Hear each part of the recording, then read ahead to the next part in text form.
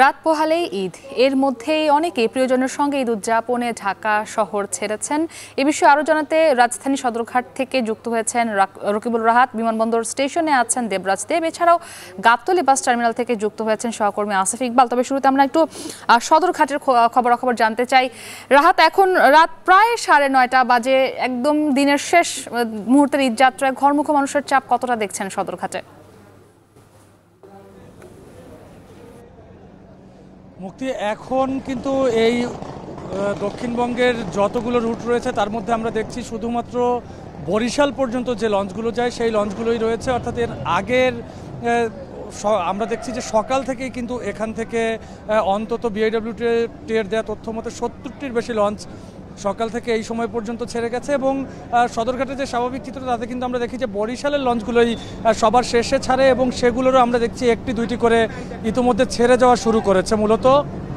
এবং বিআইডব্লিউটি এর পক্ষ থেকেও কিন্তু বলা হচ্ছে যে আজকে সকাল থেকেই তারা এই যে লঞ্চেরগুলো যেন ঠিকমতো এসে এখানে ভিড়তে পারে এবং যাত্রী পরিবহন করতে পারে সেই বিষয়টি কিন্তু তারা নিশ্চিত করছেন।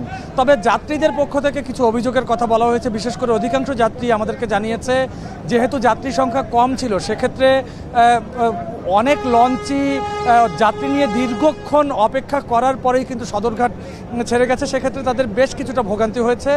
এবং বিআইডব্লিউটি এর পক্ষ থেকেও বলা হচ্ছিল যে যেহেতু ঈদের একদম আগের দিন, সেক্ষেত্রে যদি বাড়তি কোনো যাত্রী আসে সেজন্য তাদের বিভিন্ন রুটের বেশ কয়েকটি লঞ্চ রেডি ছিল। এবং যদি আমি অন্যান্য বছরগুলোর সঙ্গে তুলনা করি তাহলে এই নৌ কর্তৃপক্ষ বলছে যে অন্যান্য বছর ঈদের আগের দিন অন্তত 100টির বেশি লঞ্চ বিভিন্ন রুটে ছেড়ে যায়, এবার কিন্তু সেই সংখ্যাটি বেশ কম।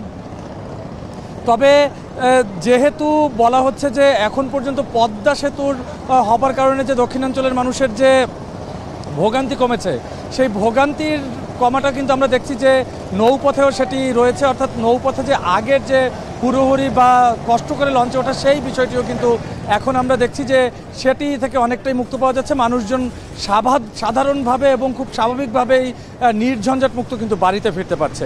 এই ছিল সদরঘাট লঞ্চ টার্মিনাল থেকে আমার কাছে সবশেষ। মুক্তি, এবার আমরা একটু দেবের সঙ্গে যুক্ত হতে চাই। দেবরাজ, আমরা দেখতে পাচ্ছি আপনি যেখানে রয়েছেন বিমানবন্দর স্টেশনে, সেখানে একটু মানুষের ভিড় দেখা যাচ্ছে, ঘরমুখো মানুষের। এই মুহূর্তে কয়টি ট্রেন ছেড়ে যাবে বিভিন্ন গন্তব্যে একটু জানতে চাই। ধন্যবাদ মুক্তি। আমরা বিমানবন্দর রেল স্টেশনে রয়েছি, সেখানে কিন্তু আসলে আপনি যদি দেখেন, আমি যদি একটু ক্যামেরার পেছনে দেখাই, সেখানে হচ্ছে যে প্রচুর মানুষের কিন্তু আসলে যাত্রীদের ভিড় রয়ে গেছে। আমরা কিন্তু দুপুরের পর থেকে কিন্তু আসলে সংবাদ সংগ্রহ করছিলাম, সেই ক্ষেত্রে কিন্তু আমরা দেখেছি যে সারাদিনই কিন্তু যে ট্রেনগুলো ঢাকা থেকে ছেড়ে যাচ্ছে সেই ট্রেনগুলো কিন্তু তাদের যে নির্ধারিত সময় সেই সময় কিন্তু ছাড়তে পারছেন না। সেই সময়ের থেকে কিন্তু বেশ কিছুক্ষণ সময় দেরিতেই কিন্তু এই ট্রেনগুলো ঢাকা থেকে ছেড়ে যাচ্ছে, বিমানবন্দরেও আসছে। এখানে কিন্তু মানুষ অপেক্ষা করছে। এবং আজকের দিনের সব থেকে বড় শিডিউল বিপর্যয় ছিল আপনার সিল্ক সিটি ট্রেনটি, যেটি রাজশাহী যাচ্ছে, সেটি প্রায় 6 ঘন্টা লেট ছিল। 6:30 নাগাদ সেই ট্রেনটি বিলম্বে হওয়ার পরে রেলওয়ে কর্তৃপক্ষ জানানোর পরেও যাত্রীদের 6:30টায় জানিয়েছিল যে সেই ট্রেনটি ঢাকা থেকে ছেড়ে যাবে, তবে সেটি 6:30টার বদলে রাত 8:30টায় ছেড়ে গেছে। এই মুহূর্তে আপনি যে প্ল্যাটফর্মে যে ট্রেনটি দেখছেন এটি কিন্তু কুড়িগ্রাম এক্সপ্রেসের। এই ট্রেনটিও 9:10-এ আসার কথা ছিল, আর এই আপনার বিমানবন্দর স্টেশনে 9:10-এ আসার কথা থাকলেও সেটি কিন্তু 20 মিনিটে আসলে বিলম্বে এখানে পৌঁছেছে। এছাড়া আজকের রাতে আরও কিন্তু 4টি ট্রেন আসলে রয়েছে, মহানগর এক্সপ্রেস, লালমনি এক্সপ্রেস, উপবন এক্সপ্রেস এবং হাওড়া এক্সপ্রেস।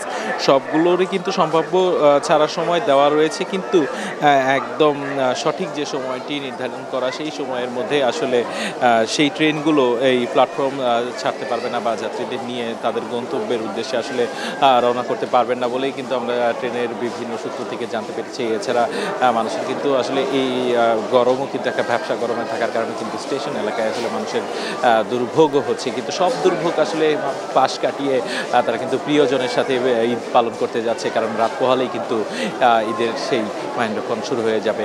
তো মুক্তি, আমার কাছে বিমানবন্দর রেলওয়ে স্টেশন থেকে এই ছিল সর্বশেষ। আসিফ আগের সংবাদে যুক্ত ছিলেন, জানাচ্ছিলেন যে শেষ দিনে ঘরমুখ মানুষের যেই চিরচেনা যে ভিড়টা দেখা যায় বাস টার্মিনালগুলোতে, সেই চিত্রটা এবার কিছুটা ভিন্ন, ঘরমুখ মানুষের চাপ কিছুটা কম। এই মুহূর্তে কি দেখছেন সেখানে? কতজন এসেছেন তাদের বাড়ির উদ্দেশ্যে রওনা দেওয়ার জন্য? মুক্তি, সর্বশেষ বুলেটিনে আপনি কি যেটি জানিয়েছিলেন, পরিস্থিতি আসলে তার থেকে খুব একটা পরিবর্তন হয়নি। এখনও কিন্তু আমরা গাবতলী বাস স্ট্যান্ডে আছি এবং পরিস্থিতিটি ঠিক আগের মতোই আছে। খুব একটা যাত্রী চাপ বা যাত্রী ভিড় আমরা এখানে দেখতে পাচ্ছি না। সচরাচর ঈদের সময়ে যে ধরনের যাত্রী চাপ আসলে এখানকার বাস মালিক শ্রমিকরা আশা করেন, সেই ধরনের কোনো চাপ নেই। রাতের দিকে কিছুটা যাত্রী আমরা দেখতে পাচ্ছি, যেটি আমরা সন্ধ্যায় আগের বুলেটিনে দেখিনি, কিন্তু এখন কিছুটা যাত্রী দেখছি, কিন্তু সেটিও আসলে বলতে গেলে সাধারণ সময়ে যে ধরনের যাত্রী থাকে তার থেকেও কম। এখানকার যাত্রী চাপ কম কেন সেই বিষয়ে আমরা কথা বলেছি যাত্রী এবং এখানকার কাউন্টার সংশ্লিষ্ট সবার সাথেই। তারা যেটি বলছেন যে আসলে মূলত পদ্মা সেতু হওয়ার পর থেকে সদরঘাটে যেরকম যাত্রীর চাপটা কমেছে, ঠিক গাবতলীর এই সাইডটাতেও আসলে যাত্রী চাপটা কমেছে। এই পদ্মা সেতুর কারণেই আসলে যাত্রীদের কাছে কিছুটা উপেক্ষিতই বলতে গেলে গাবতলী বাস স্ট্যান্ড।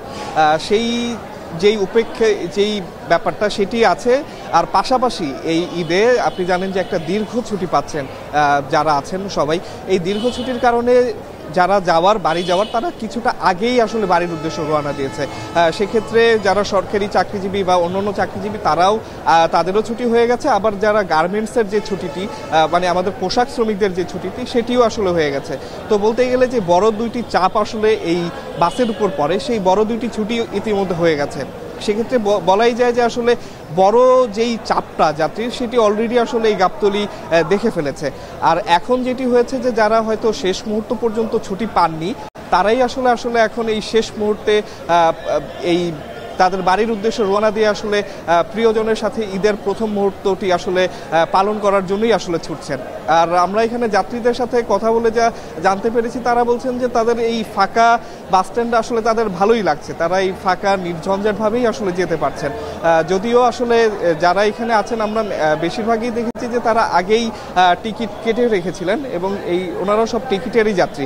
আর আমরা আরেকটা জিনিস এখানে খেয়াল করেছি যে কিছু কিছু কাউন্টার থেকে আসলে যাত্রীদেরকে ডেকে আসলে যাত্রী খোঁজার চেষ্টা করা হচ্ছে। হাক ডাকের একটা ব্যবস্থা আমরা দেখেছি, যেটি আসলে ঈদের সময় এই বাস স্ট্যান্ডে আসলে খুব একটা দেখা যায় না। তো এই ছিল আসলে গাবতলী বাস স্ট্যান্ড থেকে আমার কাছে সর্বশেষ। হাজারো প্রতিকূলতার মাঝে